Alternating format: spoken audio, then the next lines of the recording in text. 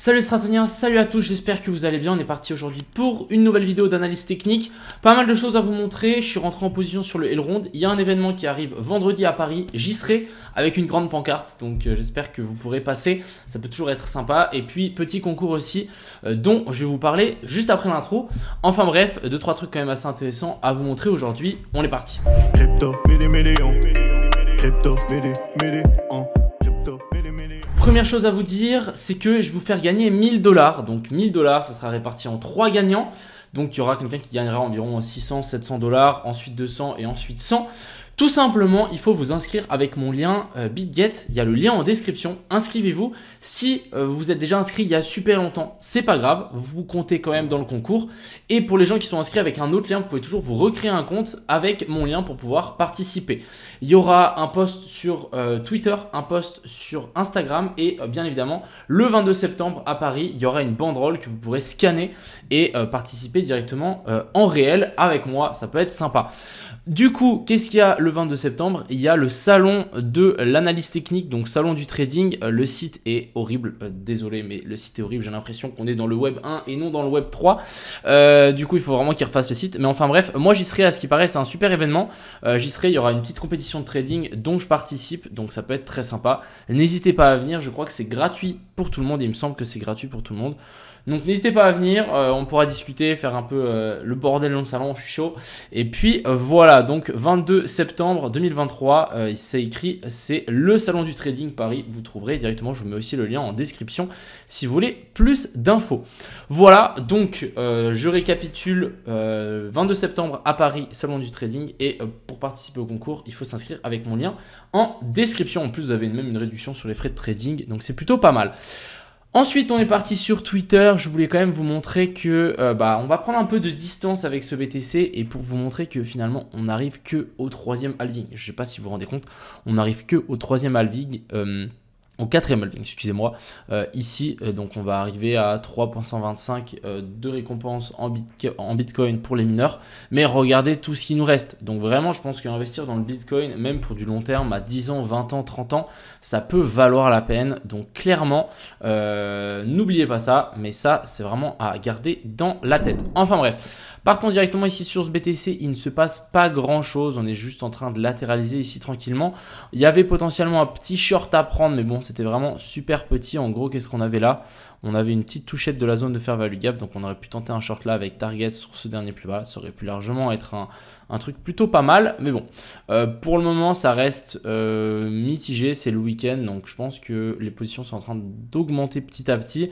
Et pour moi, on va juste simplement créer un espèce de range, je pense, avec cette borne basse ici et cette borne haute ici. Donc il faudra simplement attendre une sortie vers le haut ou vers le bas. Comme je l'ai dit hier, pour moi les deux zones très intéressantes pour potentiellement long ou short, c'est ici, donc potentiellement trouver un short ici, et là long. Là pour moi, si vraiment on arrive à taper cette zone de fair value gap, je long direct étant donné qu'on est venu faire un boss ici. Donc on passe de baissier à haussier, on refait un petit pullback dans la zone de fair value gap et du coup on aura une target, ça sera ces anciens sommets. Ça c'est vraiment le plan idéal, c'est de revenir là, on long là et ensuite on target ces sommets là. Mais sinon, clairement, je patiente et je vais quand même essayer de long 2-3 petites alts. Donc ça, c'était un peu pour le BTC. Du côté de l'Ethereum, je rappelle qu'il est toujours super baissier. On n'est pas venu récupérer ce plus haut là. Donc ça, c'est vraiment dommage. On a quand même cette zone de fair value gap dans laquelle on peut largement rebondir. Donc deux scénarios. Soit on a un scénario haussier, c'est que là, on arrive à push par-dessus ça. Ensuite, on recorrige là et ensuite, on tente un long. Deuxième scénario baissier, c'est on descend ici sans venir récupérer ça. On rebondit quand même. On vient chercher les liquidités qui se retrouvent là. Pourquoi pas la zone de fair value gap qui est juste ici au-dessus. Là, on nous fait une correction A, B et puis C de la dernière, du dernier dump qu'on a eu là. On remonte, on vient chercher les zones d'OTE de toute cette baisse. Hop, on vient chercher les zones OTE où on n'est toujours pas venu chercher, plus les zones de fair value gap et les liquidités. Et ensuite, on rechute. Donc vraiment, pour moi, deux scénarios, mais deux longs potentiels qui sont ici. Donc pour le moment, si l'Ethereum revient dans ces zones-là, je tenterai un long. Quoi qu'il arrive, ça changera juste les targets. Les targets changeront un petit peu si on fait ça ou ça. Voilà pour l'Ethereum, mais vraiment rien d'autre à dire par rapport à ça. Total 3, je voulais quand même vous montrer, donc c'est le market cap de toutes les crypto-monnaies sauf le Bitcoin et l'Ethereum. On a toujours ces liquidités ici au sud, donc personnellement je pense qu'on viendra les récupérer à un moment ou à un autre et je verrai bien, voilà, faire une petite déviation. On aura cette zone de dépression, hein. Si on regarde le cycle de marché, la psychologie du cycle de marché, on attend cette zone de dépression ici en dessous. Ensuite ici du côté du Dixie, qu'est-ce qu'on a? On a toujours cette zone ici, toujours ce high qui doit être tagué. Donc on est venu récupérer le bas, maintenant on devrait récupérer le haut, mais tant que ici on n'est pas venu chercher ça, ça reste clairement aussi, hein, vraiment ici on est remonté tranquillement mais sûrement. Et ensuite on a des targets, on a soit ça, soit on a la zone de fair value gap juste ici au-dessus qui peut vraiment nous retourner. Donc on va surveiller ça. C'est un petit peu aussi comme le SP500. Est-ce qu'on n'est pas en train de faire une inversion de structure ici? Donc ici, vous voyez qu'on est bien venu faire un petit boss. On a laissé des petites liquidités ici au nord. Donc à voir si est-ce que ici on nous fait un gros dead cat bounce. Donc vraiment bam, bam, bam. Et là, ensuite on redescend. Ou ici on va latéraliser et on va réussir à faire un nouveau plus haut. Ça va être le défi à mon avis du SP500 et on est clairement dans une zone décisive. Ensuite, on est parti pour les alts. Donc on a le K qui m'a été demandé. Ou qui, je sais pas, comme vous voulez. En gros, ici, ce qui est très intéressant, c'est que bon, on a eu un super pump, c'est bien. On est venu récupérer le plus bas là, donc ça, c'est super bien. Et ensuite, qu'est-ce qu'on est venu faire? Ici, on est venu faire un petit boss. Donc personnellement, ici, en checkant ça, on peut largement se dire qu'on est peut-être, on n'est pas peut-être, mais on est sûrement dans un bottom.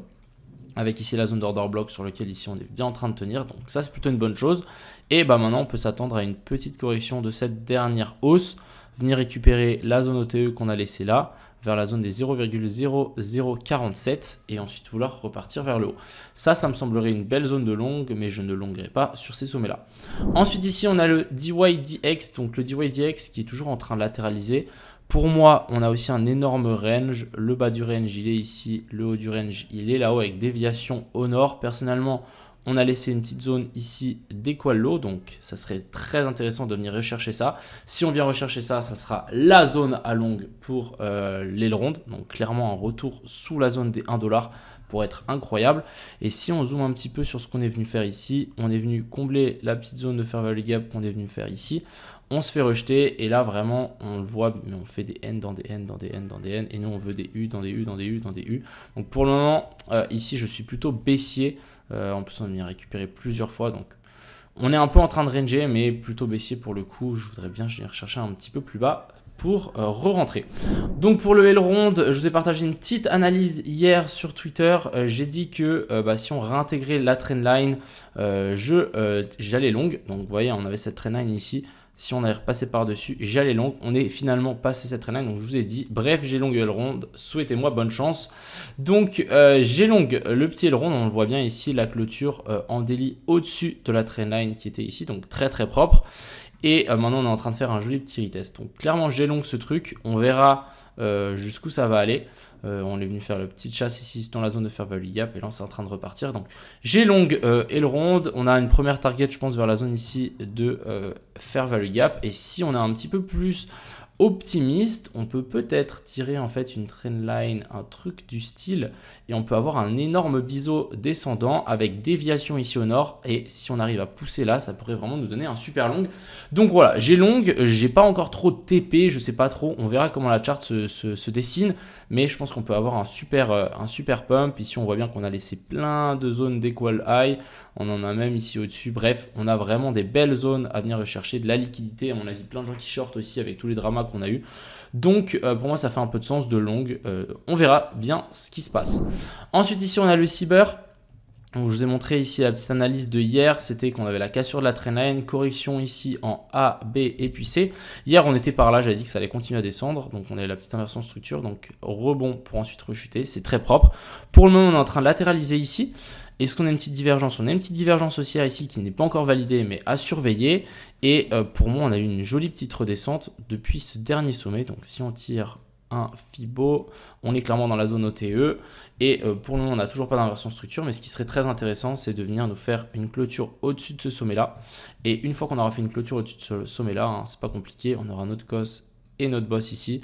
On remonte, on redescend et ensuite on devrait repousser vers le haut. Et du coup notre objectif c'est de tenter un long quand on viendra faire ce rebond, ce retest un petit peu plus bas.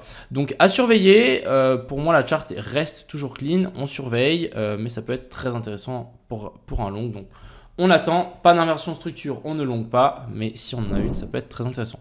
Ensuite, ici, on a le TRB qui a continué à chuter. On est venu faire un plus bas ici, hein, donc ça, c'est plutôt une excellente chose.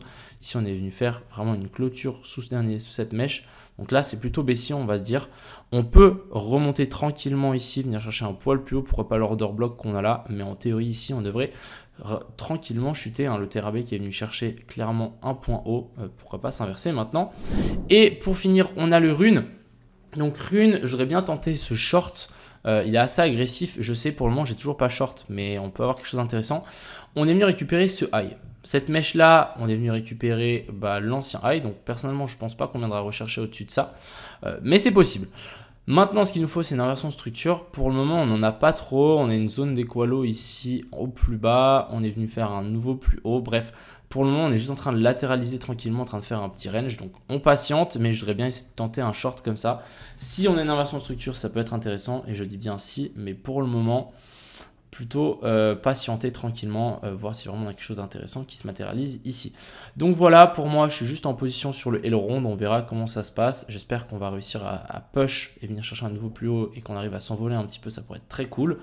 Et puis pour le BTC, on va simplement patienter qu'on arrive dans nos targets, donc soit la zone Fairwell Gap au nord ou au sud pour potentiellement tenter quelque chose.